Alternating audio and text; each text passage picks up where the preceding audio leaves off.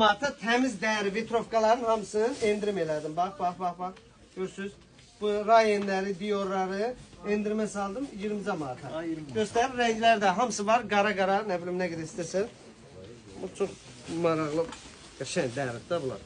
Turşun da, yəni düşünməyin ki, bir şey olar. Bax, 20 manata görürsünüz nə gözəl şeylərdir. Hamısı 20 manat. Buna bax, 20 manat. 20 manat. Saydakı nə qədər istəsəz var da. Bax, uşaqlar da burada yığılır, gəbra. 20 manat ha. Göstər, hə, hamısı 20 manat. Görürsünüz, qəşəng şeylərdir. Solid bir şeyləri qoymuşam, ha, ucuz qiymətə. Bax, hamısı çəpcamaqlar 20 manat. Ondan sonra, bax, 20 manat, 20 manat, 20 manat. Bax, görürsünüz, çoxsun demiyorlar, salmışam aşağı. Hamısını, bax, görürsünüz. Buna bax, 20 manat. Bunlar nasıl 20 manat? 20 manat. Hem Sumqayıtda, hem 20 yanvarda endirim eynidir. Buradaki gördüğünüz hamısı 20 manat. Yani. Gelin, sizi gözlüyoruz.